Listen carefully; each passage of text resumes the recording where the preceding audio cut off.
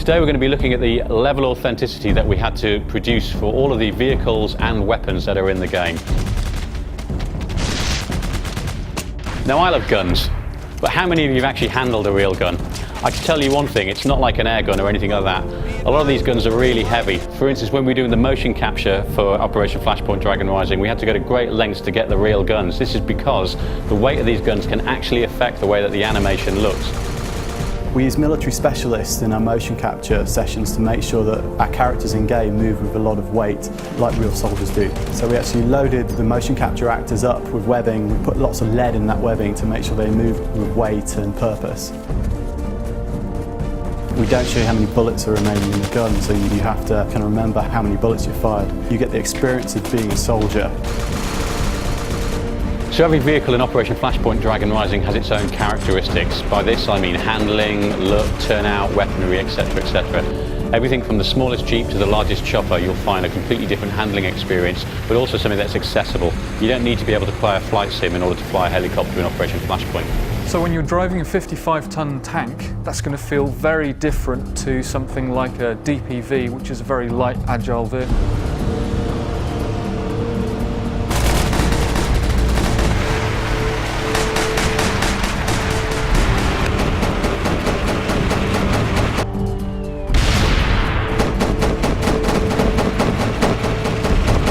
We've spent an awful lot of time researching these vehicles. We've had to capture their engine sound, we have to get the right hue of paint.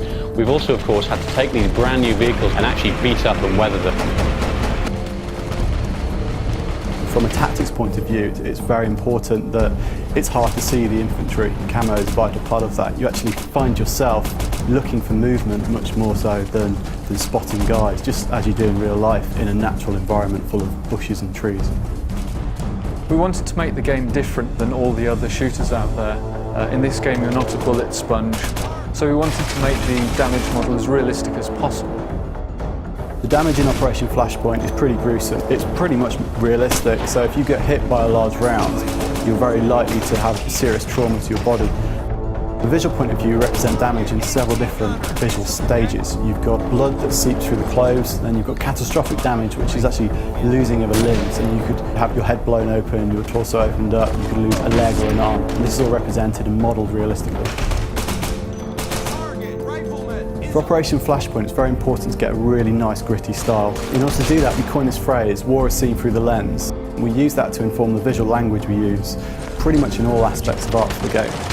We use reportage photography, very striking black and white war photography that you've seen for all conflicts from World War II, Vietnam to modern day conflicts. That's typically very high contrast, black and white imagery, very striking. We use that to directly inform the look of the front end. The Egos technology gives us a lot of post-production systems we can use, so film grain, colour casts. We use each of those to create a very, very unique aesthetic for each mission and each time of day. With over 60 variations of weapons in Operation Flashpoint Dragon Rising, it's difficult to choose a favourite. However, if you pin me down, I'd have to choose this one. The M4. It's versatile, it's rugged, and it's adaptable. And what's more, if you point it at things and pull the trigger, it kills them. For more personal situations, I prefer to go for a .45 automatic, of course, just in case.